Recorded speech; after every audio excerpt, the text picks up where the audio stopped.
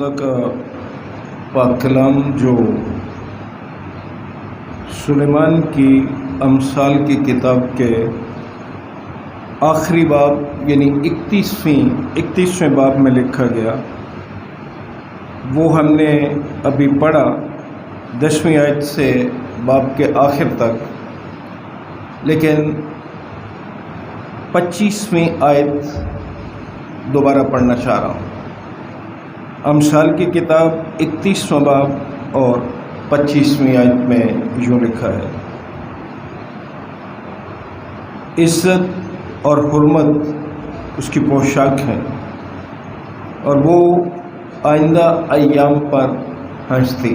खुदावंद की बरकत उसके पाक कलाम के पढ़े और सुने जाने पर हो। अब आइए एक दफ़ा फिर अपने सरों को खुदावंद के हुज़ूर झुकाएं और दुआ मांगें। खुदावंद यीशु मसीह में हमारे रहीम बाप, बड़ी आजिज़ी और हलीमी के साथ यीशु मसीह के अजीम और कादिर नाम में तेरे फजल के तख्त के सामने आए हैं, तेरी शुक्रगुजारी करते हुए आज के इस खूबसूरत दिन के लिए, इस बात के लिए भी खुदावंद कि तू कादिर मुतलक खुदा है, हम तेरे बेटे और बेटियां हैं। हमारी मिन्नत है कि पूरी दुनिया में जहाँ कहीं भी ईमानदार तेरी इबादत और परस्तिश के लिए इकट्ठे हैं, वहाँ तेरी बरकत हो। अपने तमाम खादमों को बरकत अता कर, रूहुल कुद्स की मामूरी से इस्तेमाल कर और सुनने वालों को कायलियत का फजल अता कर। तेरा खादिम अपने सारे गुनाहों का इकरार करके तेरे हुजूर हाजिर है और मिन्नत करता है, इकरार करता है इस बात का कि मेरा इल्म और अकल दोनों नाकिस हैं। तेरे पाक रूह के लिए खुदावंद इल्तिजा है कि तू पाक रूह की रहनुमाई अता कर, ताकि पाक रूह के ताबे रह कर तेरा कलाम सुनाया जाए और जब हम सुने तो इस पर अमल करने वाले बने। तू अपने करमश नवाज ताकि हम कायलियत पाएँ हमारी ज़िंदगियों में। खुदावंद अमली तौर से तेरा पाक कलाम नज़र आए, यीशु मसीह के नाम से मांगते हैं, आमीन। कुछ साल पहले मैं फैसलाबाद में एक निकाह पढ़ने के लिए गया। निकाह पर मैंने पैगाम दिया तो एक भाई साहब थे, मेरे पास आए तो कहते हैं, सर जी कोई बंदियां ते ज़्यादा भार नहीं पै गया। मैं क्या की होया सिर साहब? कहते नहीं, सारा भार बंदियां दी पा दिता जी। मैं क्या चलो जिस तरह कलाम ने किया वही गल है। एन यही अब भी हुआ। पिछले इतवार शौहरों के फ़राइश पर मैंने पैगाम दिया। मुझे एक बंदे ने मैसेज किया, कहते जी कभी दूजे पासे भी कुछ आख छड़िया करो कि साढ़े ते सारा जोर चढ़ता है तुहाडा। मैं कि यार मैं खुदा दा कलाम है, ये आपके लिए भी है, ख़वातीन के लिए भी है। तो उस बंदे का पैगाम आज के इतवार के इस पैगाम का सबब है कि जहाँ मर्दों के कुछ फ़राइज़ हैं कि मर्दों को अपनी ख़ानदानी ज़िंदगी में, शादीशुदा ज़िंदगी में क्या क्या करना चाहिए, इसी तरह जो ख़वातीन हैं उनकी भी कुछ ज़िम्मेवारियाँ बनती हैं शादी के बाद। ख़ास तौर से शादीशुदा ख़वातीन की बात कर रहा हूँ। अमसाल की किताब के 31वें बाब में आपने देखा कि क्या क्या ज़िम्मेवारियाँ हैं और एक मसीही खातून, एक मसीही बीवी को किस अंदाज से अमसाल की किताब के 31वें बाब में बयान किया गया है। उसकी क्या खूबियाँ हैं, उसकी क्या ज़िम्मेवारियाँ हैं और उसके क्या फ़राइज़ हैं। आज के पैगाम में इसी बात पर हम खुदावंद के पाक कलाम में से देखेंगे कि खुदा औरत को क़ुव्वत और ताकत बख्शता है, ख़ास तौर से शादी में, जब शादी के बंधन में बनती है। जब कोई खातून شادی کے بعد بیوی بنتی ہے تو وہ اس قوت کی، اس طاقت کی ذمہ وار بھی بنتی ہے کہ اس قوت کو، اس طاقت کو ایک مسیحی بیوی کس طرح سے استعمال کرتی ہے، یا اس ذمہ واری کو جو شادی شدہ زندگی کی ہے کس طرح نبھاتی ہے۔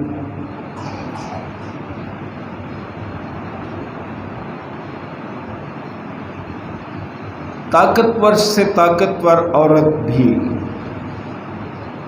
شادی کے بعد ازدواجی زندگی کے سفر میں مسائل کا شکار ہو سکتی ہے۔ کیوں؟ دراصل دونوں شوہر اور بیوی جو ہیں وہ ایک دوسرے سے وہ توقعات وابستہ کر لیتے ہیں جو شاید ان میں سے بہت سی توقعات جو ہیں وہ انسانوں سے وابستہ نہیں کی جا سکتی۔ وہ سمجھتے ہیں کہ یہ شادی جو ہے کوئی دو فرشتوں کے درمیان ہو گئی ہے، یہ تو دو انسانوں کے درمیان خداوند کی مہربانی سے ملاپ ہوتا ہے، دو انسانوں کو ایک بندھن میں باندھا جاتا ہے جسے شادی کا نام دیا جاتا ہے۔ کبھی مرد سے بھی غلطی ہو سکتی ہے، کبھی عورت سے بھی غلطی ہو سکتی ہے۔ جب ہم خداوند کے تابع نہیں ہوتے تو پھر یہ غلط فہمیاں جو ہیں اور زیادہ خرابیوں کا باعث بنتی، اور ان خرابیوں پر قابو پانے کے لیے صرف خدا کی طرف رجوع کیا جائے تو پھر ممکن ہے، ورنہ یہ ممکن نہیں ہے۔ وہ آپ نے دیکھا ہوگا کئی ہمارے لوگ بھی آج کل فلانا مسیحی بنگالی، فلانا یہ وہ جادو ٹونے پتہ نہیں کیا کیا، باقی چیزوں کا تو میں ذکر نہیں کرتا، یہ بھی لکھا ہوتا ہے کہ جی آپ کا شوہر آپ کے تابع ہو جائے گا، فلاں ہو جائے گا۔ کمال کی بات ہے، خدا کے کلام کے تابع ہونے کی بات کرو، شوہر اور بیوی بھی۔ ہم اس طرف کبھی کسی صورت بھی رجوع نہ کریں، بلکہ جب کبھی خاندان میں کوئی مشکل آئے تو صرف ایک ہی راستہ ہے، اور وہ ہے خداوند کا پاک کلام، کہ اس سے رہنمائی کی جائے کہ میری کیا ذمہ واریاں ہیں اور دوسرے شریک کی کیا ذمہ واریاں۔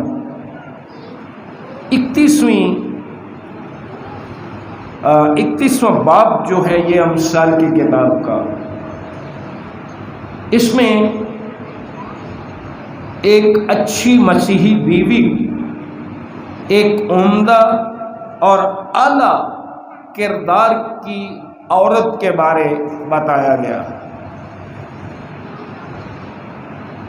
آپ نے 10ویں آیت سے 31ویں آیت تک پڑھا تو آپ دیکھتے ہیں کہ کس طرح سے وہ دانائی اور قوت کا استعمال کر کے راتوں کو جاگتی ہے، بچے سنبھالتی ہے، اور یہ جتنی باتیں آپ پڑھی ہیں، صبح کو اٹھ بیٹھتی ہے، اپنی خورش دور سے لے آتی ہے، اپنے گھرانے کو کھلاتی ہے، لونڈیوں کو کام دیتی ہے، کسی کھیت کی بابت سوچتی ہے اور اسے خرید لیتی ہے، اپنے ہاتھوں کے نفع سے پاکستان لگاتی ہے، اور پھر لکھے وہ مضبوطی سے اپنی کمر باندھتی ہے اور اپنے بازوؤں کو مضبوط کرتی ہے۔ یہ وہ چند باتیں ہیں جو یہاں اس باب میں لکھی ہیں۔ جو میں نے گزارش کی تھی کہ مسیحی عورت کی، مسیحی بیوی کی ذمہ واریاں جو بیان کی گئی ہیں کلام مقدس میں، اور کچھ یہاں کم از کم 7 ذمہ واریاں ہیں ایک مسیحی بیوی کی، جو آج آپ کے سامنے رکھنا چاہتا ہوں، جن میں سب سے پہلی ذمہ واری جو ہے وہ یہ ہے کہ اپنے شوہر سے محبت رکھنا۔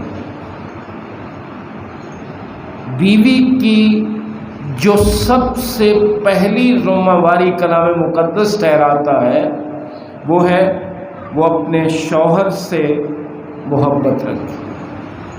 جو میاں بیوی، جو شوہر اور بیوی اپنی شادی شدہ زندگی میں خدا کو مرکز بنا لیتے ہیں، ان کی زندگی کا مرکز جب خدا بن جاتا ہے تو ان کی محبت زندگی بھر انہیں اکٹھا رکھ سکتی ہے۔ محبت کی جب تعریف کی جاتی ہے، کرنتھس کے نام پہلا خط جو لکھا گیا کرنتھس کی کلیسیا کو، محبت سب کچھ برداشت کر لیتی ہے، وہ حسد نہیں کرتی۔ تو جب ہم خداوند کو اپنا مرکز بنا لیتے ہیں اپنی شادی شدہ زندگی کا، اپنے خاندان کا، تو پھر ہی یہ ممکن ہے کہ باہم اکٹھے زندگی بسر کی جا سکے۔ ذرا غور کیجئے، کتنے دکھ کی بات ہے، دل پھٹ جاتا ہے کہ بہت سی شادیاں چند مہینے رہتی ہیں یا چند سال رہتی ہیں اور پھر خاندان ٹوٹ جاتا ہے۔ انتہائی افسوس کی بات۔ جہاں محبت ہوتی ہے، جہاں خدا مرکز ہوتا ہے، وہاں یہ کام نہیں ہوتا۔ تیتس کا خط جب ہم پڑھتے ہیں، اس کے دوسرے باب کی 4 آیت، تو وہاں پولس رسول کے وسیلے سے یہ کہا گیا، تیتس کا خط اس کا دوسرا باب اور 4 آیت میں جو بزرگ خواتین ہیں انہیں کہا گیا کہ وہ جوان شادی شدہ عورتوں کو سکھائیں کہ وہ اپنے شوہروں سے پیار کریں۔ دوسرے باب اور اس کی 4 آیت میں لکھے، بلکہ 30ویں آیت سے پڑھ دیتا ہوں۔ اسی طرح بوڑھی عورتوں کو بھی وضع مقدسوں کی سی ہو، تہمت لگانے والی اور زیادہ مے پینے میں مبتلا نہ رہوں، بلکہ اچھی باتیں سکھانے والی ہوں، تاکہ جوان عورتوں کو سکھائیں کہ اپنے شوہروں کو پیار کریں۔ یہ پہلی ذمہ داری ہے شادی شدہ خاتون کی کہ وہ اپنے شوہر سے پیار کرے، اور میں سمجھتا ہوں کہ یہ بہت بڑی بات ہے۔ اس پیار میں یہ بات آتی ہے کہ جس کا شوہر جیسا ہے اسے اسی حالت میں اسے ویسا ہی قبول کرنا۔ اب اس کا مطلب یہ نہیں ہے ویسا قبول کرنے کا کہ اگر وہ جوا کھیلتا ہے، شراب پیتا ہے، برے کام کرتا ہے تو اس کو سمجھائے نہ یا سکھائے نہ۔ جب آپ کی زندگی کا مرکز خدا ہوگا تو پھر آپ اور طرح سے دیکھیں گے۔ شوہر کو جیسا ہے قبول کرنے کا مطلب یہ ہے کہ اس کے ساتھ عقل مندی سے بسر کرے اور خداوند کے تابع خود بھی ہو اور اسے بھی لانے کی کوشش کرے۔ مان لے، جان لے کہ وہ ایک ایسا شخص ہے جو کامل نہیں ہے، اس سے غلطی ہو سکتی ہے۔ اس کو خداوند کے تابع کرنے کے لیے خدا کے کلام کی طرف رجوع کرے، خدا کی طرف رجوع کرے، دعا روزے میں رہے۔ پولس رسول نے جب افسس کی کلیسیا کے نام خط لکھا تو 5ویں باب کی 35ویں آیت سنیے کیا لکھا ہوا۔ 5ویں باب کی 33ویں آیت میں لکھا ہے، افسس کی کلیسیا کے نام پولس رسول کا خط 5واں باب اور اس کی 33ویں آیت میں لکھا ہے، بہرحال جب شوہروں اور بیویوں کی ذمہ داریوں کا، فرائض کا ذکر کرتا ہے رسول، تو پھر 33ویں آیت میں لکھے، بہرحال تم میں سے بھی ہر ایک اپنی بیوی سے اپنی مانند محبت رکھے اور بیوی اس بات کا خیال رکھے کہ اپنے شوہر سے ڈرتی رہے۔ اب بعض اوقات ہم الفاظ کو وہ معنی پہناتے ہیں، وہ معنی دیتے ہیں جو ہمیں پسند ہوتے ہیں۔ ہم سمجھتے ہیں کہ یہاں لکھا ہوا ہے کہ اپنے شوہر سے ڈرتی رہے. اب ڈرنے کا مطلب کیا؟ خوف کھاتی رہے. شوہر گھر میں ہو تو اونچی سانس نہ لے یا اونچی آواز میں نہ بولے، یہ مطلب نہیں ہے. غور سے سن لیجیے. جب آپ اس آیت کو انگریزی زبان میں پڑھیں گے تو وہاں لکھے ریورنس ہر ہسبینڈ، اپنے شوہر کی عزت کرے. ڈرنے کا مطلب یہ ہے کہ اپنے شوہر کی عزت کرے. کیونکہ ہمارے ہاں ڈر اور بات کو کہتے ہیں. جب وہ اپنے شوہر کی عزت کرے گی تو قدرتی طور پر وہ اس سے خوف بھی کھائے گی. خوف کا میں نے مطلب بتایا کہ جو ہم لیتے ہیں وہ نہیں ہے، بلکہ عزت مراد ہے. یہاں نکاح کے وقت جب دونوں خدا کے حضور اور موجود لوگوں کے موجودگی میں وعدہ کرتے ہیں کہ جب تک ہم دونوں زندہ رہیں گے اکٹھے رہیں. اگر محبت صرف ایک طرف سے ہوگی، یہ بھی یاد رکھ لیجیے، صرف بیوی کی طرف سے ہوگی کہ وہ گزارا کر رہی ہے رہنے کے لیے، اگر شوہر کی طرف سے ہو کہ وہ رہنے کے لیے گزارا کر رہا ہے، تو بھی اس زندگی سے بھی مسائل جنم لیتے ہیں آپس میں ایک دوسرے کے ساتھ، اور پھر ان کا اثر بچوں پر بھی پڑتا ہے.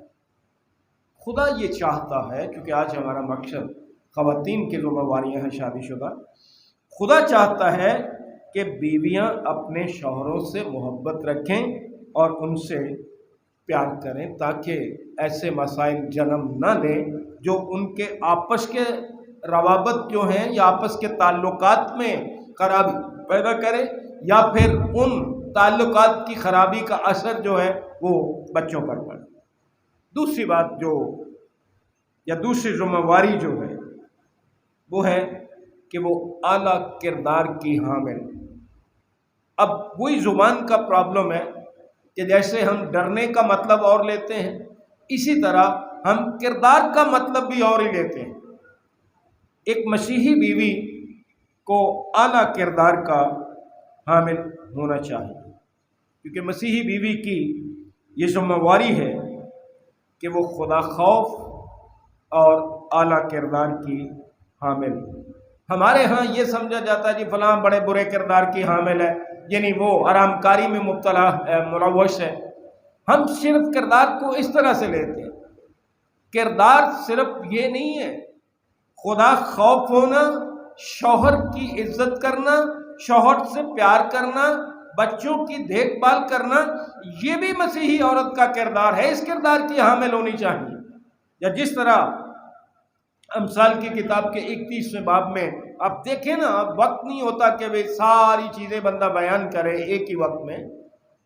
وہاں سے اپنا کردار دیکھیں کہ آپ کے خاندان کے لیے، شوہر کے لیے آپ کا کیا کردار.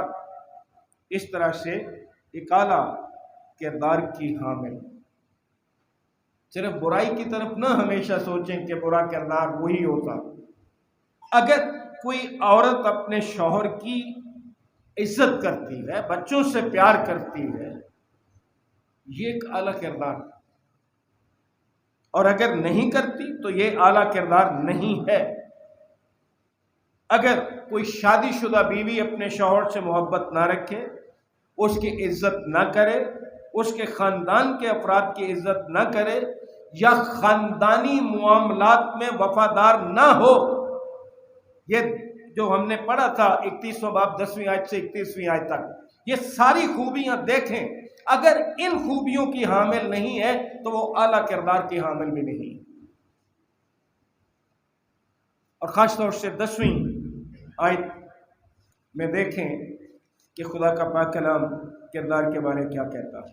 31واں باب اور اس کی 10ویں آیت میں لکھے، نیکوکار بیوی کس کو ملتی ہے، کیونکہ اس کی قدر مرجان سے بھی بہت زیادہ. مرجان کے لیے انگریزی کے الفاظ جو استعمال ہوئے ہیں اس آیت کے لیے وہ ہیں ہر پرائس از فار ابو روبیز، یعنی جو قیمتی پتھر ہیں ان سے بھی زیادہ اس کی عزت ہے، اس کی قدر ہے، اس کی قیمت ہے، جس میں یہ خوبیاں پائی جاتی ہیں۔ یاد رکھیے بہنوں کہ مسیح یسوع میں آپ کو اپنے شوہروں کی اور آپ کی قدر یاد دلائی جاتی ہے۔ 11ویں آیت میں ہم نے دیکھا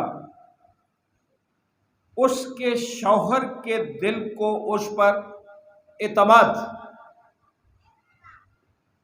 یہ ہے مسیح یسوع میں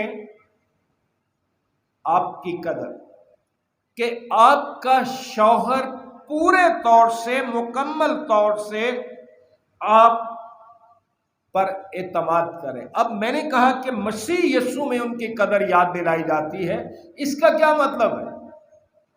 اس کا مطلب یہ ہے کہ جب ہم کرنتھس کی کلیسیا کے نام پہلا خط پڑھتے ہیں، اس کے 11ویں باب کی 3 آیت، تو وہاں ایک ترتیب بتائی گئی ہے،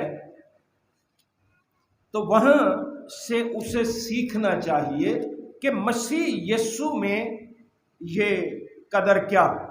3 آیت میں لکھے، 11ویں باب کی 3 آیت میں، بس میں تمہیں آگاہ کرنا چاہتا ہوں کہ ہر مرد کا سر مسیح اور عورت کا سر مرد اور مسیح کا سر خدا۔ یہ دیکھ لیجیے آپ۔ تو اس طرح سے آپ کو اپنے شوہر کی عزت یاد دلائی جاتی ہے کہ ترتیب کیا ہے۔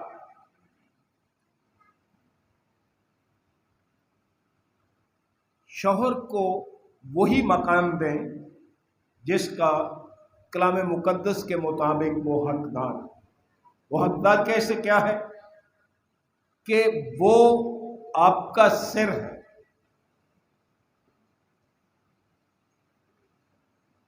اس کا سر مسیح خداوند، یہ خداوند نے اس کو عزت دی، اس لیے یہ ذمہ داری ہے ایک اعلیٰ کردار کی حامل عورت کی کہ وہ اپنے شوہر کو وہ مقام دے جو خدا کے کلام نے اسے دیا۔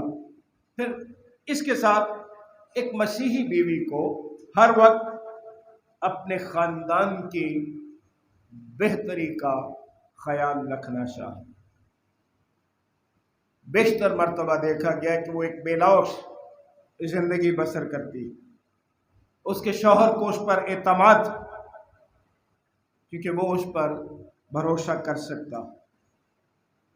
یہ بڑی اہم بات ہے شادی شدہ زندگی میں کہ بیویاں اپنے شوہروں کے ساتھ تمام معاملات میں نے لفظ تمام استعمال کیا کہ بیویاں اپنے شوہروں کے ساتھ تمام معاملات میں اور ہر طرح کے حالات میں دیانتدار رہیں۔ اس میں پورے کا پورا کردار جو ہے وہ آ جاتا۔ عقل مندی سے فیصلے کریں، ہر بات میں خدا سے رہنمائی کے لیے دعا کریں۔ صرف یہ نہیں ہے کہ اپنا فیصلہ ٹھونس دو کہ بس یہی میرا فیصلہ اور اس سے کم مجھے قبول نہیں ہے۔ تیسری ذمہ داری جو ہے اس کی طرف بڑھتے ہیں۔ عزت اور حرمت سے ملبس رہے۔ عزت اور حرمت اس کی پوشاک ہو، اس کا لباس جو ہے عزت اور حرمت ہو۔ طاقتور اور باوقار عورت ہونا ایک مسیحی بیوی کی اہم ذمہ داری ہے، اور چاہیے کہ وہ مسیحی زندگی پر ناز کرے اور عزت اس کی اہم خصوصیات ہیں۔ اور یہ بڑا ضروری ہے کہ ایک شادی شدہ زندگی میں یہ چیزیں اس کی زندگی سے ظاہر۔ یہاں ہم نے دیکھا تھا 25ویں آیت میں نے آپ کے سامنے پڑھی تھی، عزت اور حرمت اس کی پوشاک۔ اپنے اپنے خاندانوں میں دیکھ لی، آپ پیار سے لڑ کے یا جیسے مرضی، اتنے مہنگے مہنگے لباس بھی لیے جاتے ہیں، کوئی بری بات نہیں ہے، لیکن ان مہنگے لباسوں یا اس مہنگے لباس پر جو خدا نے حکم دیا ہے، ایک لباس انتہائی ضروری ہے، اور وہ ہے عزت اور حرمت اس کی پوشاک۔ لاکھوں روپے کا لباس پہن لینا اگر عزت اور حرمت اس کی پوشاک نہیں ہے تو کچھ فائدہ نہیں۔ قیمتی لباس کے ساتھ ساتھ عزت اور حرمت کا لباس بھی اسے پہننا ضروری۔ اب ہر گھر کے الگ حالات ہوتے ہیں، ہر خاتون کی الگ الگ ذمہ داریاں بھی ہوتی ہیں۔ عموماً عورتیں گھر کے اندر اور گھر کے باہر بہت سے کام نبھانے کی ذمہ دار ہوتی ہیں۔ کئی دفعہ وہ صرف گھرداری کرتی ہیں، گھر کا کام خود کرتی ہیں یا ملازموں سے کرواتی ہیں، یا گھر سے باہر کہیں ملازمت کرتی ہیں۔ تو یہ ساری چیزیں جو ہیں نہایت عقل مندی کے ساتھ عیاں ہونی چاہیے خداوند کے خوف میں اس کی زندگی سے۔ اس کی زندگی پر یہ ساری باتیں جو ہیں یہ اثر انداز ہوتی ہیں، اور وہ اس کا شوہر اور بچے اس کی اس زندگی سے متاثر ہوتے ہیں۔ جتنے لوگ بھی اس کی دیکھ بھال کے میں ہوتے ہیں وہ سارے کے سارے اس کی زندگی سے متاثر ہوتے ہیں۔ جس بیوی میں یہ خوبیاں ہوں گی، جو ان خصوصیات کا جو یہاں بیان کی گئی ہے اظہار کرے گی، جس کی زندگی میں یہ خوبیاں پائی جائیں گی، وہی اعلیٰ کردار کی بیوی کہلائے گی کلام مقدس کے مطابق۔ چوتھی ذمہ داری جو ہے وہ اپنی ازدواجی زندگی میں، شادی شدہ زندگی میں مسیح کو اپنا نمونہ بناتی۔ ایک شادی شدہ زندگی اپنی زندگی میں ایک مسیحی عورت مسیح کو اپنا نمونہ بناتی۔ کرنتھس کی کلیسیا کے نام دوسرے خط میں ہمیں یاد دہانی کرائی گئی ہے، اور آپ دیکھیے کہ یہ آیت کس طرح سے ہماری شادی شدہ زندگیوں پر اثر انداز ہوتی ہے۔ تیسرے باب کی تیسری آیت میں خدا کا پاک کلام یوں بتاتا ہے، کرنتھس کی کلیسیا کے نام دوسرا خط اور اس کے تیسرے باب کی تیسری آیت میں یوں لکھا، ظاہر ہے کہ تم مسیح کا وہ خط ہو جو ہم نے خادموں کے طور پر لکھا، سیاہی سے نہیں بلکہ زندہ خدا کے روح سے، پتھر کی تختیوں پر نہیں بلکہ گوشت کی یعنی دل کی تختیوں پر۔ ایک مسیحی بیوی کے لیے بھی یہ حکم ہے کہ وہ بلا ناغہ ہر روز مسیح کے نمونے پر عمل کرے، کیونکہ جب وہ ایسا کرتی ہے ہر روز اپنی شادی شدہ زندگی کے لیے عزت کا باعث بنتی ہے اور خدا کا جلال ظاہر کرتی ہے۔ جو بات ہمارے دلوں پر لکھی گئی، اس کا کلام ہمارے دلوں پر لکھا ہوا، ایک شادی شدہ عورت کے لیے جب ہم بات کر رہے ہیں تو وہ اپنی شادی شدہ زندگی کے لیے ان باتوں سے عزت کا باعث بنتی ہے اور خدا کا جلال ظاہر کرتی ہے۔ ایک مسیحی بیوی کے کام کی جو اخلاقیات ہے یا جو سالمیت ہے، جسے کلام مقدس نے کئی دفعہ آپ پڑھتے ہیں کہ وہ دو نہیں بلکہ ایک تن، یہ سالمیت یا یہ اتحاد جو ہے، ان سب کا مقصد یہ ہے کہ سب کچھ مسیح اور اس کی محبت کا مظہر ہو۔ آپ کی شادی شدہ زندگی سے مسیح اور اس کی محبت ظاہر ہو۔ جب دل کی تختیوں پر یہ سارا کچھ نہیں لکھا ہوگا تو پھر نہ مسیح ہماری زندگیوں سے ظاہر ہوگا، نہ اس کی محبت ہماری زندگیوں سے ظاہر ہوگی۔ ان کے کردار اور گفتگو سے مسیح کی محبت ظاہر ہونی چاہیے۔ ایک مسیحی بیوی جو اب اس سے فرق نہیں پڑتا کہ وہ گھریلو کام کاج کرتی ہے یا باہر کہیں ملازمت کرتی ہے، اس کا سب سے بڑا مقصد اپنی زندگی شادی شدہ سے یہ ہے کہ مسیح کی محبت اور اس خدا کا جلال ظاہر اپنی زندگی سے، اور مسیح جیسا مزاج رکھے۔ کیا یہ صرف مردوں کو کہا گیا کہ ویسا ہی مزاج رکھو جیسا مسیح کا تھا؟ ہر ایک ایماندار کے لیے، خواہ وہ مرد ہے یا عورت ہے، یہ ضروری ہے کہ وہ ویسا ہی مزاج رکھے جیسا مسیح یسوع کا بھی تھا۔ عزیز بہنوں جو شادی شدہ ہیں، اگر آپ خدا خوف بیوی ہیں تو آپ کا خاندان آپ کی پیروی کرے گا، آپ کے نمونے پر چلے گا۔ اس کے لیے یہ خوبیاں ہونا آپ کے اندر بڑا ضروری ہے۔ اگلی جو ذمہ داری، پانچویں ذمہ داری آپ کے سامنے بیان کرنا چاہتا ہوں کہ وہ اپنے گھرانے، اپنے خاندان کی دیکھ بھال کرتی ہے۔ ایک مسیحی بیوی کی ذمہ داری ہے کہ وہ اپنے گھرانے کی خوب دیکھ بھال کرے، اور یہ جو 31واں باب ہے امثال کی کتاب کا،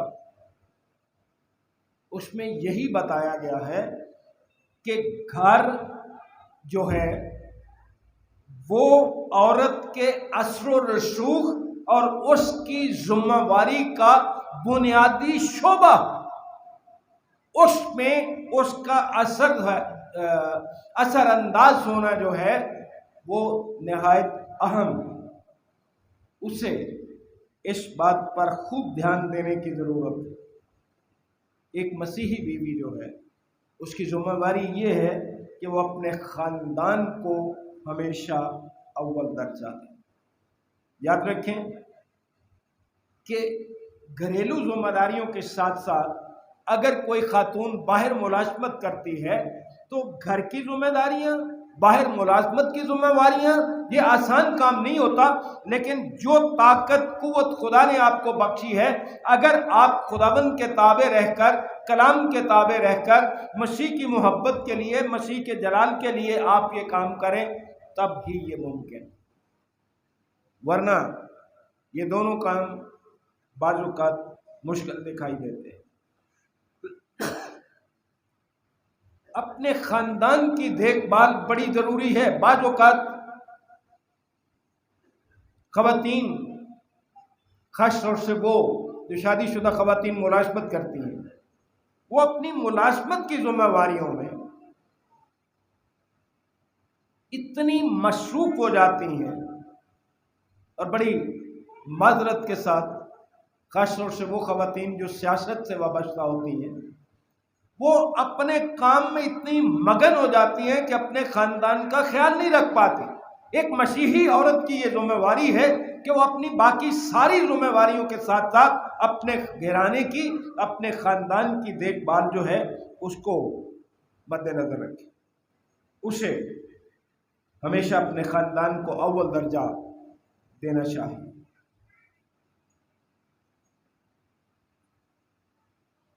جو باہر کام کرنے والی خواتین ہوتی، تجربہ یہ بتاتا ہے کہ بعض اوقات ان کی ملازمت کی ذمہ داریاں، گھر کی ذمہ داریاں اسے ذہنی دباؤ کا شکار بنا دیتی۔ شوہر اور بیوی کے اگر ان میں محبت ہے تو ذہنی دباؤ سے نکلنے کا ایک ہی طریقہ ہے کہ وہ اپنی ترجیحات کو دوبارہ دیکھیں کہ میری کیا ذمہ داری، میری کیا ذمہ داری، کیا یہ میری ذمہ داری ہے یا دوسرے کی ذمہ داری، دونوں کو دیکھنا چاہیے، پھر ہی وہ ذہنی دباؤ سے باہر نکل سکتے ہیں اور اپنے اپنے کردار یعنی ذمہ داریوں کے بارے بائبل مقدس کی ہدایت پر عمل کرنے کی ضرورت ہے۔ چھٹی ذمہ داری جو ایک مسیحی شادی شدہ خاتون کی ہے، وہ اپنے شوہر کی ساتھی بنے۔ اب ساتھی بننے کا یہ مطلب نہیں کہ آپ اس کے ساتھ کام کاج کراتی ہیں یا اس کا ہاتھ بٹاتی ہیں تو یہ ساتھی، ایک تو یہ مطلب ہے بظاہر، اس میں کوئی شک نہیں۔ اگر ہم کلام مقدس کا گہرے طور سے مطالعہ کریں، اور خاص طور سے جب خدا نے آدم کو اکیلے دیکھا تو اس نے کہا کہ خدا نے کہا کہ آدم کا اکیلا رہنا اچھا نہیں، پیدائش کی کتاب کے 2 باب کی 18ویں آیت، میں اس کے لیے ایک مددگار اس کی مانند بناؤں۔ اب مددگار کو بھی ہم نے غلط سمجھا کہ جی وہ اپنے شوہر کے ساتھ سارے کاموں میں ہاتھ بٹائے، یہ مددگار، اچھی بات ہے ایسا کرنا، لیکن مددگار کا یہ مطلب بھی ہے کہ اس کی فکر میں، اس کی پریشانی میں اس کا ساتھی ہو، یا چلیے آسان زبان میں یہ کہتا ہوں کہ وہ اپنے شوہر کی ایک اچھی دوست ہو، اس کے ساتھ ہر وہ بات شیئر کر سکے جو اس کے لیے، خاندان کے لیے یا بچوں کے لیے پریشانی کا سبب ہو سکتی۔ دونوں مطلب ہے کہ اپنے ساتھی کا ہاتھ بھی بٹائے اور پھر اس کی مددگار اس طرح سے بھی ہو۔ اگر سارا دن اس کے ساتھ اس کے کام کاج میں ہاتھ بٹاتی ہے اور اپنے شوہر کے لیے ذہنی کوفت کا سبب بنتی ہے تو وہ مددگار تو نہ ہوئی پھر۔ تو دونوں صورتوں میں یہ کرنے کی ضرورت ہے کہ وہ ایک دوسرے کے اچھے ساتھی ہونے کے ساتھ ساتھ، شوہر اور بیوی ہونے کے ساتھ ساتھ ایک دوسرے کے اچھے دوست بھی ہوں، جو مددگار کے لیے میں سمجھتا ہوں کہ زیادہ بہتر ثابت ہو سکتا۔ آخری بات جو آپ کے گوش گزار کرنا چاہتا ہوں، بہنوں جو شادی شدہ ہیں، اس بات کو اپنے خاندان میں یقینی بنائیں کہ آپ کی شادی شدہ زندگی کی بنیاد مسیح ہے۔ بہت سے جوڑے جو ہیں، شادی شدہ شوہر اور بیوی جو ہوتے ہیں،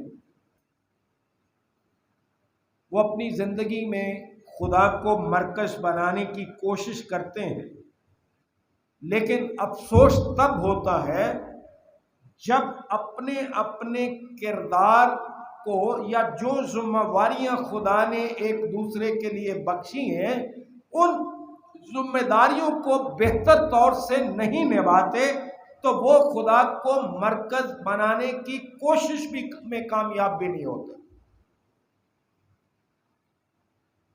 انہیں سوچنا چاہیے، جب بنیاد مسیح ہوگا شادی شدہ زندگی کی، تو پھر ہمیں معلوم ہوگا کہ ہم اپنی شادی شدہ زندگی کو خوشگوار کیسے بنا سکتے ہیں، ہم ازدواجی زندگی، شادی شدہ زندگی کو ایک دوسرے کے لیے خوشی کا سبب کیسے بنا سکتے ہیں۔ اور اسی کوشش میں جب خدا ان کی زندگی کا مرکز نہیں ہوتا تو وہ الجھن کا شکار دکھائی دیتے۔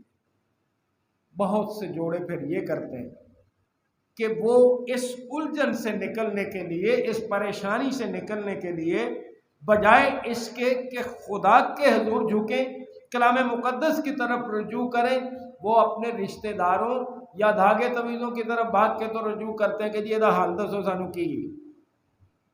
اور بعض اوقات اس رہنمائی سے جو ہم انسانوں سے لیتے ہیں، اگر انسانوں کی رہنمائی خدا کے خوف پہ نہیں ہے تو پھر اس سے خاندان بنتے بنتے بھی بعض اوقات اجڑ جاتے ہیں، ٹوٹ جاتے ہیں۔